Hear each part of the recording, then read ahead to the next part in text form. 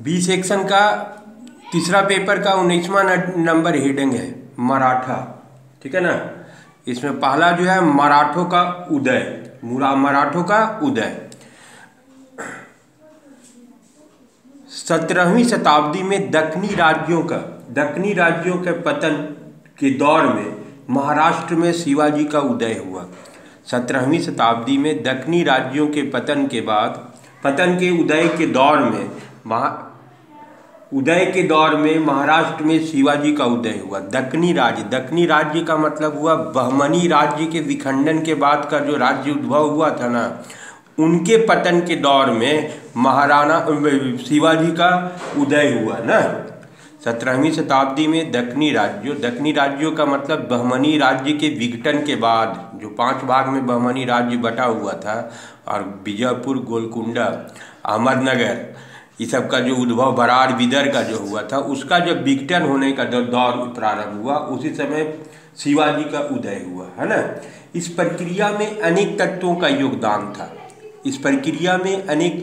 योगदान था। इनमें से कुछ लंबे समय से विकसित हो रहे थे, माने पहले से दक्कन में विकसित हो रहा था। जिन कारकों का योगदान महत्वपूर्ण था उनके उदय में शिवाजी का, वे निम्न थे। इसमें पहला जो है भौगोलिक स्थिति। सर्वप्रथम इस क्षेत्र का भौगोलिक परिस्थितियों का शिवाजी के उदय में योगदान था। सर्वप्रथम इस क्षेत्र में भौगोलिक स्थितियों का शिवाजी के उदय में योगदान था। मराठा का मूल निवास क्षेत्र अथवा मराठों का मूल निवास क्षेत्र एक त्रिभुजाकार था ना। मराठों का मूल निवास क्षेत्र जो था वो त्रिभुजाकार क्षेत्र था। यह पश्चिमी घाट तथा अजंता पहाड़ी के बीच की भूमि था ना। यह पश्चिमी घाट तथा अजंता पहाड़ियों से घिरा हुआ जंगलों से घिरा हुआ एक दुर्गम क्षेत्र था ना। कृषि कार्य यहाँ पर कठिन था। आजीविका के लिए है ना, आजीविका चलाना वहाँ पर मुश्किल था। अतः आजीविका के लिए वे लोग जो है अपने आजीविका चलाने के लिए पड़ोस के उर्वर क्षेत्रों को लूटने और वहाँ से धन अर्जित करने पर बाध्य हुए ना।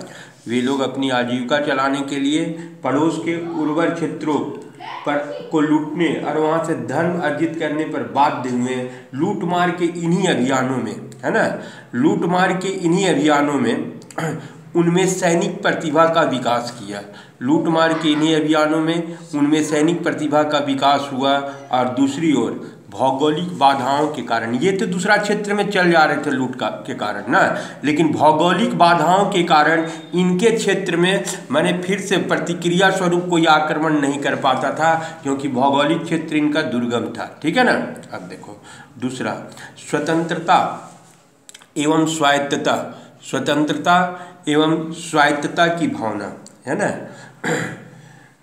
मराठों में स्वतंत्रता एवं स्वायत्तता की भावना। भौगोलिक बाधाओं के कारण उत्तर या दक्षिण के विशाल साम्राज्य जो है उससे ये लोग बाहर रहे। ये लोग हमेशा अपनी भौगोलिक बाधाओं के कारण, इनका जो क्षेत्र था वो भौगोलिक बाधाओं से घिरा था, दुर्गम था। इसके कारण उत्तर का विशाल साम्राज्य या दक्षिण का जो भी विशाल साम्राज्य बना वो इनके क्षेत्र को नहीं जीत पाया। ये कभी किसी के अंडर में नहीं रहे ना। इसका परिणाम यह हुआ, ठीक है ना, इसका परिणाम यह हुआ कि यह क्षेत्र जो है उस स्वतंत्रता और स्वायत्तता की भावना का विकास हुआ। इस क्षेत्र में स्वतंत्रता एवं स्वायत्तता, चूंकि उत्तर का भी प्रभाव नहीं रहा और दक्षिण के राज्य भी इसको नहीं जीत पाए थे, इसलिए यहाँ रहने वाले जो जाति थे उनमें स्वतंत्रता एवं स्वायत्तता की भावना का विकास हुआ ना। यहाँ के निवासी अपने स्थानीय स्वतंत्रता की रक्षा के प्रति सदैव जागरूक रहे। जब मुगलों ने इन पर आक्रमण किया और इसे गुलाम बनाना चाहा तो इन्होंने सफलतापूर्वक उसका प्रतिरोध किया ना। अब देखो तीसरा जो है मराठी भक्ति संतों का योगदान। मराठी भाषा ने मराठों के बीच एकता की भावना को जगाने का काम किया ना। मराठी भाषा ने मराठों के बीच एकता की भावना को जगाने का काम किया और ये जो जागृत हुई भावना उसमें सबसे अधिक योगदान वहाँ के संतों ने दिया ना। इन संतों में ज्ञानेश्वर, एकनाथ, तुकाराम, रामदास, वामन पंडित का नाम प्रमुख है ना। मराठी भक्ति संतों का योगदान। मराठी भाषा ने मराठों के बीच एकता की भावना का विकास किया है ना। और इस एकता की भावना को बढ़ाने वालों में वहाँ के धार्मिक संतों ने महत्वपूर्ण भूमिका निभाई। इन धार्मिक संतों में प्रमुख नाम है ज्ञानेश्वर, एकनाथ, तुकाराम, रामदास, वामन पंडित। इन संतों ने समाज में ऊंच नीच, छुआछूत, है ना, ऊंच नीच छुआछूत को अस्वीकार किया और मराठों के बीच में एकता और सामाजिक जीवन की एकरूपता को बढ़ावा दिया ना। एकता और सामाजिक जीवन की एकरूपता को बढ़ावा दिया इन्हीं संतों ने ना। अब चौथा, भाषा एवं साहित्य का योगदान। भाषा एवं साहित्य का योगदान। मराठी भाषा ने सरदारों के बीच एकता की भावना को जागृत किया ना। मराठी भाषा ने सरदारों के बीच में एकता की भावना जगाई और उन्हें बहुत हद तक सांस्कृतिक एकता के सूत्र में बांध दिया ना। अब कोई वहाँ ऊंचा नीचा कुछ नहीं, केवल एक ही चीज़, मराठा ना। मराठा मतलब सभी मराठा एक है ना, एकता के सूत्र में बांध दिया, सांस्कृतिक एकता के सूत्र में ना। संतों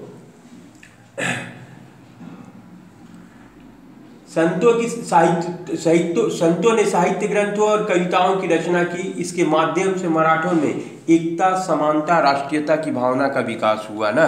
संतों ने मराठी भाषा में कविताएं लिखी और सांस्कृतिक ग्रंथों की रचना की, है ना, जिससे उनमें, वहाँ के निवासियों में एकता, समानता और राष्ट्रीयता की भावना का विकास हुआ।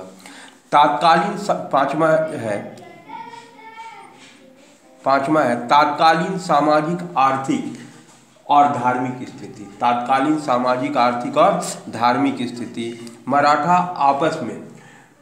आपस में सामाजिक जीवन विषमताओं और वर्ग संघर्ष से अपेक्षाकृत कम प्रभावित था। मराठाओं का आपसी समाज जो है वो आपस में विषमता और वर्ग संघर्ष से अपेक्षाकृत कम प्रभावित था। सामाजिक आर्थिक नवचेतना ने उनमें राष्ट्रीयता की भावना का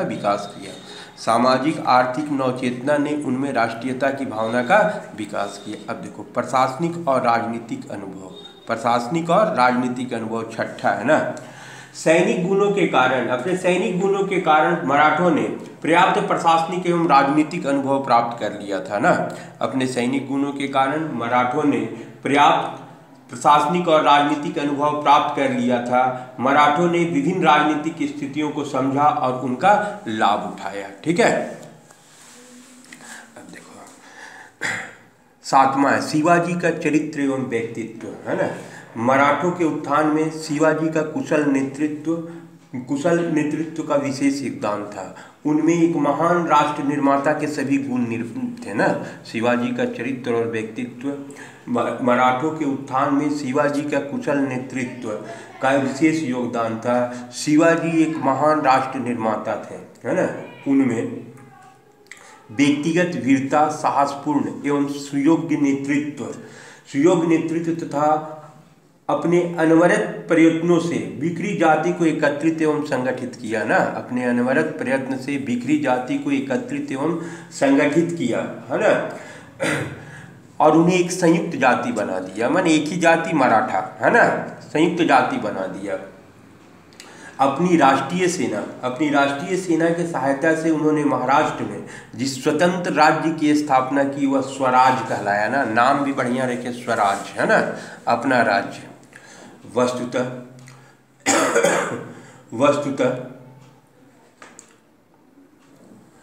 मराठा शक्ति के उदय में, है ना, उदय की वास्तविक व्याख्या इस क्षेत्र की बदलती हुई राजनीतिक परिप्रेक्ष्य में की जानी चाहिए ना। वस्तुतः मराठा शक्ति की उदय की वास्तविक व्याख्या इस क्षेत्र की बदलती हुई राजनीतिक परिस्थिति के आधार पर की जा सकती है ना। आरंभिक चरण में मराठा जो थे, आरंभिक चरण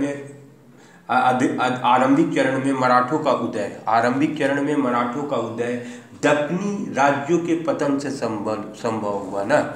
आरंभिक चरण में मराठों का उदय दक्कनी राज्यों के पतन से हुआ और निर्णायक चरण में, माने शुरू में जो दक्कनी राज्य था, दक्कनी राज्य का मतलब वही बहमनी का टूटा हुआ, उनके पतन से उन लोग का उदय प्रारंभ हुआ। और निर्णायक चरण मतलब जब चरमोत्कर्ष में पहुँचे उस समय हुआ जब मुगल साम्राज्य का विघटन होना प्रारंभ हुआ ना।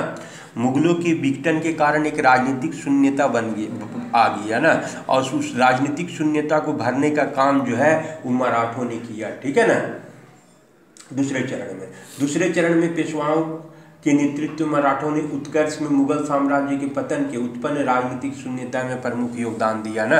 अब देखो शिवाजी की उपलब्धियां, ठीक है, शिवाजी की उपलब्धियां। पहला है मराठों का उदय, मराठा 19वां नंबर हेडिंग में ना। अब दूसरा जो है शिवाजी की उपलब्धियां, हेडिंग के अनुसार कर दे रहे हैं ना। देखो, राजनीतिक लक्ष्य के प्रति चेतना जगाने का कार्य शिवाजी ने ही किया। राजनीतिक लक्ष्य के प्रति चेतना जगाने का कार्य शिवाजी ही ने किया। शिवाजी की प्रगति का लेखा मराठों के उत्थान को प्रतिबिंबित करता है। राजनीतिक लक्ष्य के प्रति चेतना जगाने का काम शिवाजी ने किया, शिवाजी ने किया। शिवाजी की प्रगति का लेखा मराठों के उत्थान को प्रतिबिंबित करता है ना। अब देखो 1645 से 47 के बीच में 18 वर्ष की अवस्था में 3 गो किला, 1645-47 के बीच 18 वर्ष की अवस्था में शिवाजी ने 3 किला राजगढ़, कोंडना और तोरन को प्राप्त किया ना। राजगढ़, कोंडना और तोरन को प्राप्त किया, ठीक है ना। 45-47 में बोला जाता है कि लाठी डंडा से ही जीत लिया ना। पूना के नज़दीक था ये पहाड़ी किला, है ना। फिर 1656 में एक प्रमुख मराठा नेता था चंद्रराव मोरे, उससे जावली को छीना, जावली किले को छीना। 1656 में एक प्रमुख मराठा सरदार चंद्रराव मोरे से जावली को छीना। पहले 45-47 में राजगढ़, कोंडना और तोरन को जीता, राजगढ़, कोंडना और तोरन को। फिर 1656 में चंद्रराव मोरे से जावली को जीता, है ना। देखो बीजापुर का जो सुल्तान था, ठीक है ना,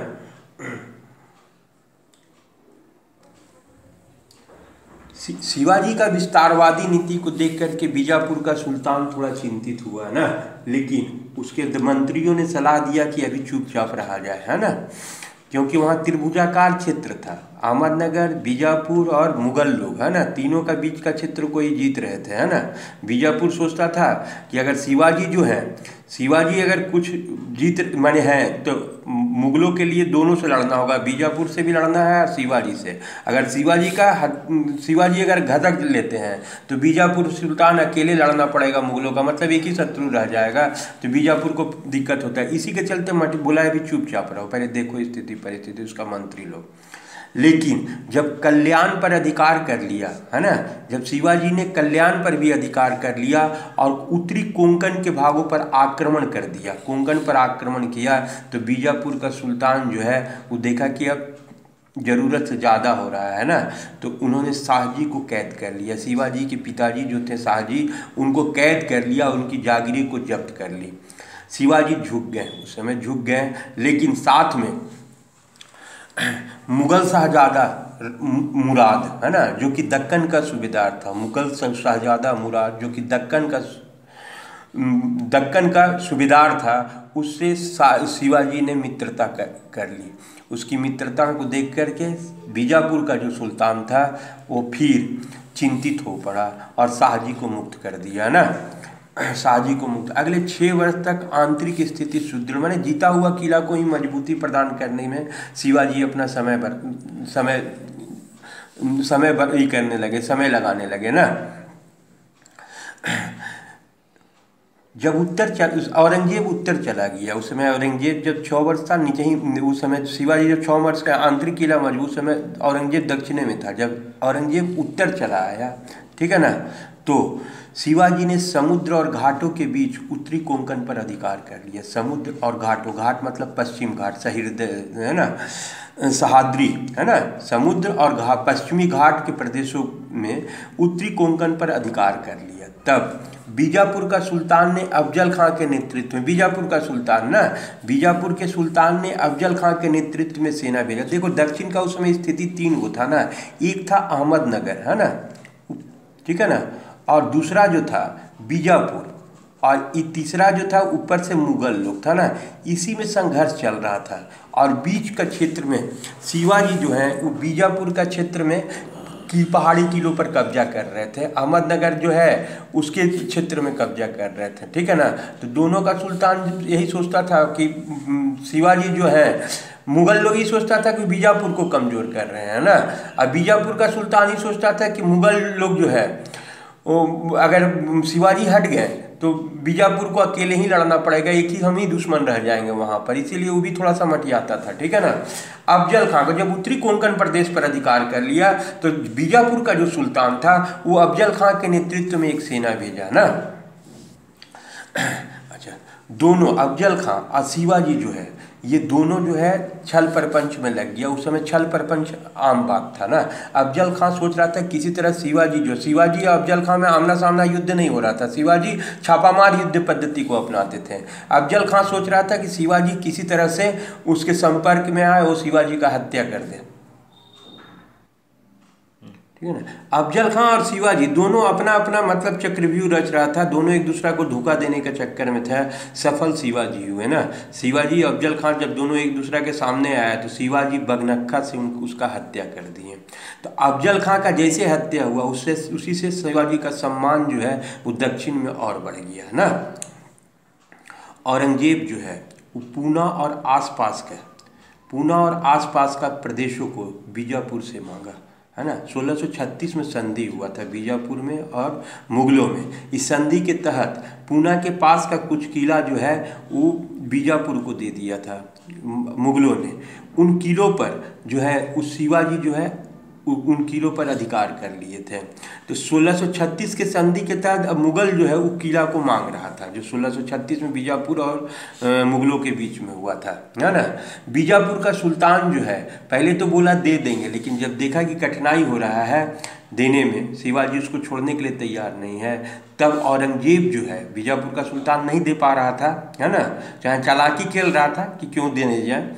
तब औरंगजेब जो है शाइस्ता खां को, है ना, औरंगजेब का मामा था शाइस्ता खां, उसी को एक बड़ी सेना लेकर के उन किलों पर अधिकार करने के लिए भेजा।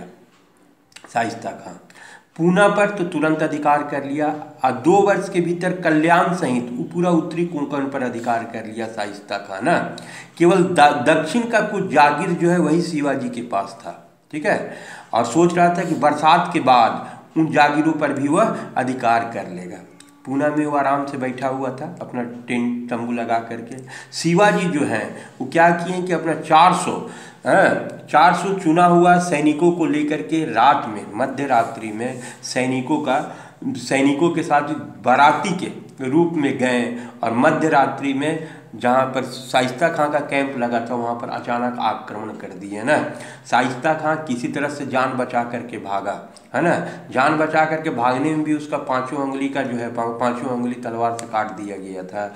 इससे मुगल साम्राज्य का शान जहाँ घटा वहीं शिवाजी का शान जो है वो बढ़ गया, है ना। उसके बाद शिवाजी ने 1664 में सूरत को लूटा, है ना। धन का कमी को दूर करने के लिए 1664 में सूरत को लूटा। 1665 में शिवाजी औरंगजेब ने जय सिंह को भेजा, ठीक है ना। जय सिंह जब दक्षिण में गया तो चालाकी से काम लिया और शिवाजी से के साथ लड़ने की जगह पर पुरंदर की संधि की। 1665 जून 1665 में पुरंदर की संधि शिवाजी और जय सिंह के बीच में हुआ ना। इस संधि के तहत 4 लाख खून वाला 23 किला जो है, 4 लाख वार्षिक खून, 4 लाख खून प्राप्ति वाला 23 किला जो है वो शिवाजी ने मुगलों को समर्पित कर दिया, है ना। 4 लाख खून का 23 किला जो कि शिवाजी के पास था वो मुगलों को दे दिया। शिवाजी 12 ऐसे किलों को अपने पास रखे ना। संभाजी को 5000 का मनसब मुगल दरबार में मिलना था, माने शिवाजी के पुत्र। और शिवाजी का विवेक रहित और बेवफा व्यवहार को क्षमा कर देता औरंगजेब, है ना। कोंकण और बालाघाट में शिवाजी को जागीर देना था ना। कोंकण और बालाघाट में शिवाजी को जागीर देना था। और अंतिम में है कोंकण और बालाघाट में शिवाजी को जागीर देना था। बदले में शिवाजी 13 किस्तों में 4 लाख खून जो है 4 लाख खून मुगलों को देते, ठीक है ना। बड़ी है। नहीं 5 पेज में देखने में लगता है कि इतना बेटा खत्म करने लो हम सोचे तो पूरा खत्म कर देंगे तुम्हारा, कल सुबह तक जाएगा, हो जाना है ना? लिख देगा 2-3 बार सुनने के बाद? हाँ, सुनने के बाद लिखा जाएगा। दूसरा क्या उपाय है बता, है कुछ?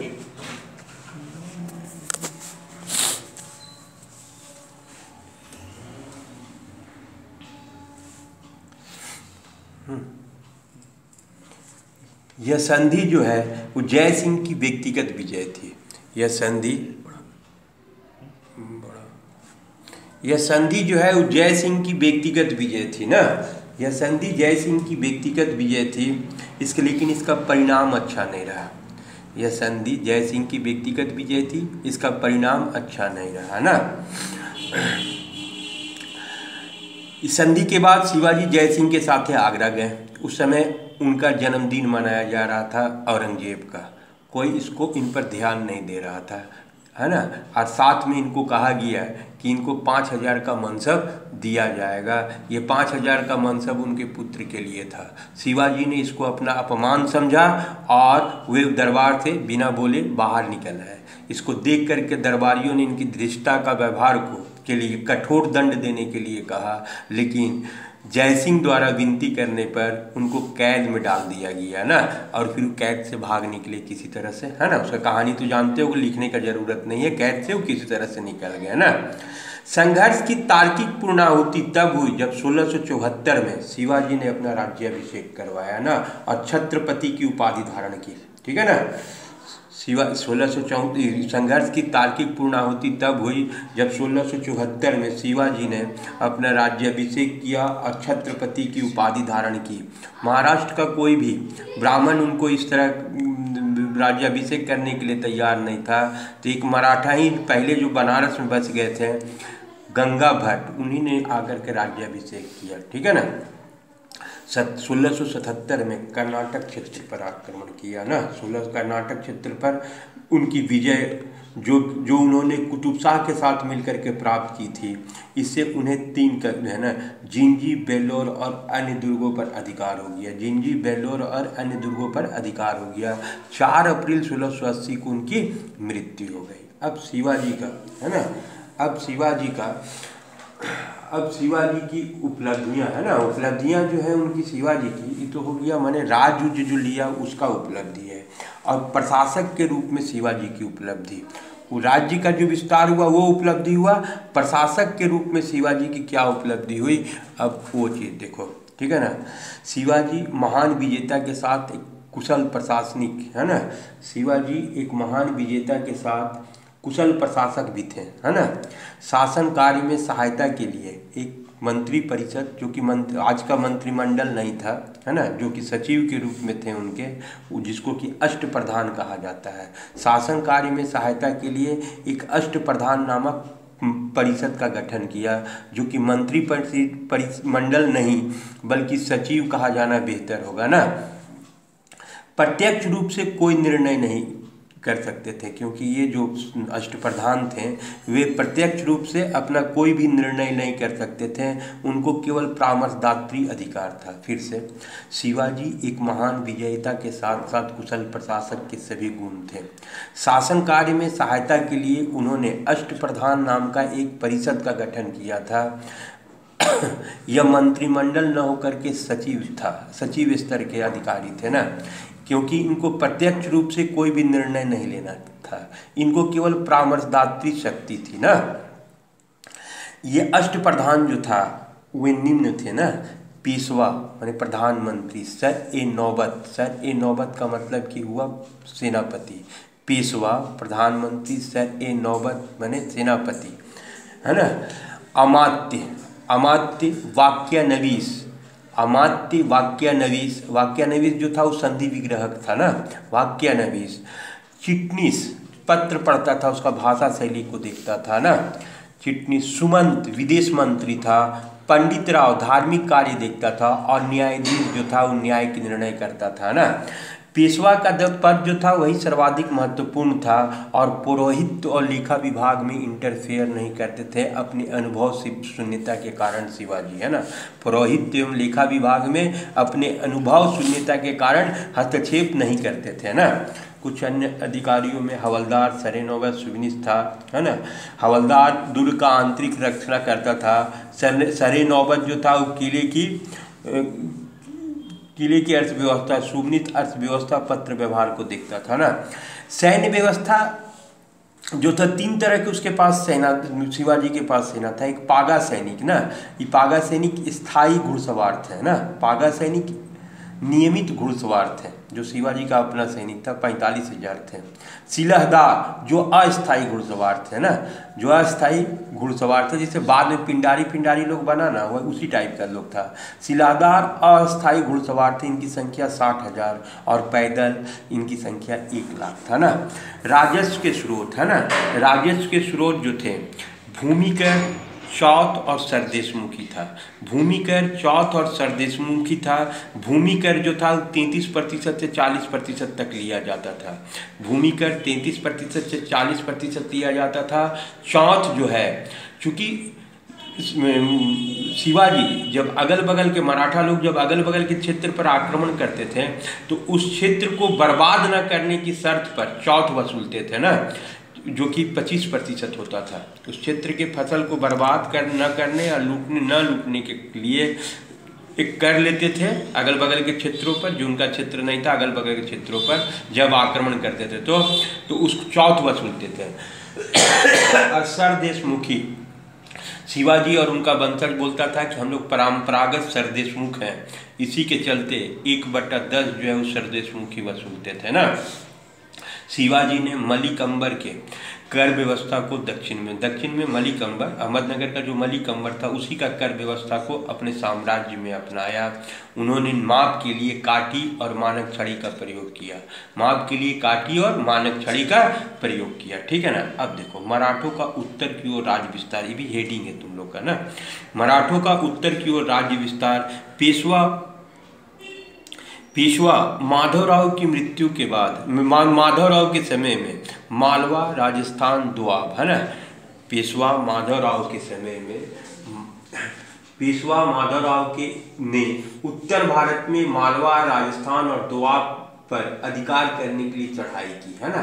ये प्रदेश जो है पानीपत के पूर्व में, पानीपत का 3य युद्ध हुआ था उसके पूर्व तक मराठों के अधिकार में था ना, मराठों के अधिकार में था। किंतु पेशवा के असामयिक मृत्यु के कारण यह अधिकार जो है वो समाप्त हो गया था, उनका प्रभुत्व, ठीक है ना। उत्तर भारत में मराठा सेना नायकों ने मालवा और बुंदेलखंड पर पुनः अधिकार कर लिया। मालवा और बुंदेलखंड पर पुनः अधिकार कर लिया। राजस्थान को भी अधीन कर लिया, है ना। जाटों और रुहेलों को कमज़ोर कर दिया। जाटों और रुहेलों को प्रदेशों पर आक्रमण करके उनको कमज़ोर कर दिया। 1672 में दिल्ली जीत लिया ना। 1672 में दिल्ली जीत लिया। शाह आलम द्वितीय जो था वो अपना नजीबुद्दौला जो सेनापति था, है ना, उसके डर से इलाहाबाद में रह रहा था और अंग्रेजों के संरक्षण में था।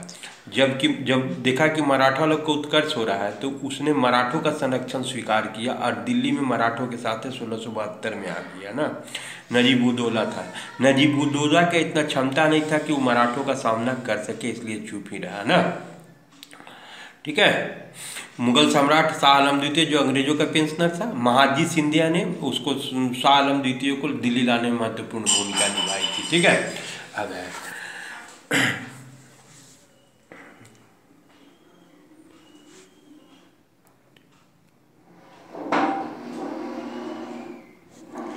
उसके बाद ले आया, फिर रुहेलखंड को पराजित करके उसके प्रदेश पर मराठों का अधिकार हो गया, रुहेलखंड को भी। इस तरह से मराठा लोग जो है वो पंजाब छोड़ करके समस्त उत्तर भारत पर लगभग अपने अधिकार में कर चुके थे ना। रुहेलखंड को पराजित करने के बाद इसका मतलब है कि 1761 में पानीपत का युद्ध में जो खोया था वो आने वाले कुछ ही वर्षों में मराठों ने पुनः प्राप्त कर लिया, ठीक है ना। अब मराठों का पतन। मुगलों के विघटन के बाद भारतीय शक्तियों में, है ना, सबसे ताकतवर जो था मराठा ही था, और विदेशी शक्तियों में भी ईस्ट इंडिया कंपनी, ठीक है ना, अपने सबसे प्रतियोगिता करके ईस्ट इंडिया कंपनी सक्सेस किया था। और मुगलों के विघटन के बाद जो भारतीय शक्तियाँ था उसमें सबको पराजित करके मराठा लोग शक्तिशाली हुआ। अब ये दोनों शक्तियों के बीच में युद्ध होना अवश्यंभावी हुआ, और ये जो युद्ध प्रारंभ हुआ उसको आंग्ल मराठा युद्ध के नाम से जाना जाता है ना। प्रथम चरण में 1775 से 82, प्रथम चरण जो है वो 1775 से 82, है ना। उस समय मौका मिला जब रघुनाथ राव पेशवा का चाचा जो था, वो रघुनाथ राव पेशवा की चुनौती देने लगा, है ना। वो क्या किया कि सूरत चला गया और अंग्रेजों से संधि कर लिया, सूरत की संधि 1775 में, ना। और यहीं से अंग्रेज लोग जो है वो यही चाहा कि जिस तरह से बंगाल में खेल खेला था, एक माने मीर जाफर को हवा दे करके और सिराजुद्दौला का पतन करवाया था, ये सोचा कि रघुनाथ राव को भी उसी तरह से हम लोग प्रोटेक्शन देने के बाद वहाँ पर इंटरफेयर करके और इसको गद्दी में बैठाएंगे, लेकिन वहाँ ये बात नहीं रहा ना। रघुनाथ राव को वहाँ का जनता सपोर्ट नहीं किया, नतीजा हुआ कि युद्ध का अंत सालबाई की संधि द्वारा 1712 में हुआ, है ना। इस सालबाई का संधि माने पहला जो चरण का युद्ध हुआ वो अनिर्णायक हुआ, इसमें किसी को भी ये नहीं मिला, किसी को भी निर्णायक बढ़त नहीं मिला। दोनों सालबाई की संधि के द्वारा अपने अपने विजित क्षेत्र को वापस कर दिए ना, जो पहला स्थिति था वही का वही रहा। अब देखो द्वितीय चरण 1803 से 1806, वेलेजली फ्रांसीसी प्रभाव, वेलेजली जो था वो फ्रांसीसी प्रभाव और शक्ति से चिंतित था ना। पूरा दुनिया में नेपोलियन बोनापार्ट का भय छाया हुआ था, वो नहीं चाहता था वेलेजली कि भारत में उसका प्रभाव जो है किसी रूप में बढ़े, ठीक है ना। इसलिए वो आते ही सहायक संधि का प्रणाली जो है यहाँ पर जो भी राजा उसके संपर्क में आया उस पर सहायक संधि लाद दिया ना। लेकिन नाना फडणवीस जब तक थे पूना में तब तक उसका बात यहाँ पर नहीं रहा। नाना फडणवीस चतुर थे, वो हमेशा इससे बचते रहे ना। लेकिन नाना फडणवीस की मृत्यु के बाद 25 अक्टूबर 1802 को होलकर जो था, पेशवा लोग आपस में मराठा लोग आपस में लड़ने लगे, 5 जगह से शासन कर रहा था ना, तो मराठा लोग आपस में लड़ने लगे। होलकर ने पेशवा व सिंधिया को की संयुक्त सेना को पराजित कर दिया, आपस में लड़ रहे। 1802 में होलकर ने पेशवा और सिंधिया की सम्मिलित सेना को पराजित कर दिया। पेशवा बाजीराव द्वितीय जो था, है ना, बाजीराव द्वितीय भाग करके अंग्रेजों की शरण में चला गया। यही बाजीराव द्वितीय है ना, इसी के चलते मराठा लोग जो है कमजोर पड़ा। यही सबसे पहले सहायक संधि किया ना, 1802 में बसीन की सहायक संधि की, है ना। यहीं से मराठा लोग का पतन स्टार्ट। 1802 में बसीन की सहायक संधि की। हालांकि पेशवा जो था उसका कोई बहुत अधिक महत्व नहीं था तत्कालिक, लेकिन ये दुर्गामी महत्व का हुआ। जैसे ही पेशवा जो है बसीन की सहायक संधि की, अन्य जो मराठा था, ठीक है ना, अन्य जो मराठा था उस पर भी दबाव पड़ने लगा। कंपनी ने भोसले, सिंधिया तथा होलकर को पराजित किया, है ना। और देवगांव की तीनों को पराजित किया पारापारी, भोसले, सिंधिया और होलकर को, है ना। भोसले से देवगांव की संधि की, भोसले से देवगांव की संधि की। इसके तहत भोसले ने कटक और वर्धा का पश्चिमी भाग अंग्रेजों को दे देना पड़ा। देवगांव की संधि भोसले के साथ हुआ, भोसले ने कटक और वर्धा का पश्चिमी भाग जो है वो अंग्रेजों को दे दिया, ठीक है ना। अब देखो सिंधिया ने सुरजी अर्जन गांव के पराजित होने के बाद सुरजी अर्जन गांव की संधि की। उसको गंगा जमुना दोआब का मध्य क्षेत्र तथा जयपुर, ये तो दे देना पड़ा, गंगा जमुना दोआब का मध्य क्षेत्र तथा जयपुर, जोधपुर और दोहद का जो राजपूत क्षेत्र था जिस पर उसका अधिकार था, उस अधिकार को त्याग देना पड़ा। वहाँ से अब अलग अलग राजाओं के साथ सहायक संधि किया अंग्रेज लोग, है ना। अब देखो राजघाट की संधि होलकर के साथ किया, है ना। होलकर के साथ राजघाट की सहायक संधि किया। चंबल का उत्तर और बुंदेलखंड का क्षेत्र जो है वो होलकर जो है उसको दे देना पड़ा अंग्रेजों को, है ना। मराठों की शक्ति अब कमजोर हो गई, मराठों की सहायक संधि करने के बाद कमजोर हो गया, याद रखना ना। पेशवा जो था वो बसीन का संधि किया, पेशवा बसीन का संधि किया, है ना। भोसले जो है वो देवगांव का संधि किया, भोसले जो है देवगांव का संधि किया। सिंधिया जो है सुरजी अर्जन गांव की संधि किया, है ना। और होलकर जो है वो राजघाट का संधि किया। ठीक है। देवगांव का संधि से भोसले जो है कटक और वर्धा का पश्चिमी भाग दिया। सूर्य अर्जन गांव के संधि से सिंधिया जो है गंगा जमुना दोआब का मध्य क्षेत्र दिया और जयपुर जोधपुर दोहद के साथ अपना अधिकार को त्याग दिया। होलकर ये जो है होलकर राजघाट का संधि से चंबल का उत्तर और बुंदेलखंड का प्रदेश दे दिया। मराठों की शक्ति जो है इस प्रकार कमजोर हो गई ना। अब देखो तृतीय चरण 1817-18 ना, इस चरण का प्रारंभ लॉर्ड हेस्टिंग्स ने पिंडारियों के दमन के द्वारा प्रारंभ हुआ ना। ये पिंडारी लोग जो था वो सहायक सेना था ना, इन लोग का कोई जाति धर्म नहीं था।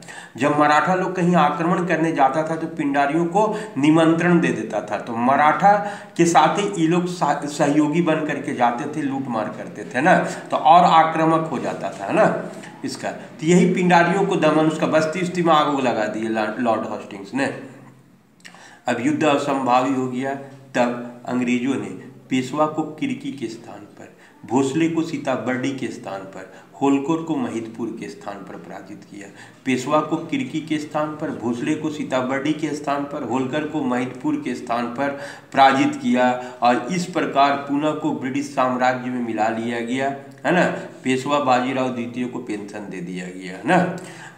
अपने कुशल नेतृत्व, कूटनीति और उन्नत सैन्य व्यवस्था तथा साधनों के समक्ष अंग्रेजों के कुशल नेतृत्व, कूटनीति, उन्नत सैन्य व्यवस्था तथा साधनों के समक्ष है ना मराठा शक्ति जो है वो नतमस्तक हो गई और उसे हार स्वीकार करना पड़ गया ना। मराठा शक्ति नतमस्तक हो गई और उसे हार स्वीकार करना पड़ा, ठीक है ना, पराजय का सामना करना पड़ा। मराठों की चुनौती अब भारत से समाप्त हो गई ना। मराठों में योग्य नेतृत्व का अभाव था, ठीक है ना। बाजीराव द्वितीय और दौलतराव होलकर, बाजीराव द्वितीय और दौलतराव होलकर है ना, ये दोनों अयोग्य तथा स्वार्थी प्रवृत्ति के थे। इसी के कारण मराठों की हार हुई ना। इनमें अब पहले वाला जो एकता था वो एकता नहीं रहा। इसी एकता के अभाव में इसे अंग्रेजों ने आसानी से पराजित कर दिया है ना।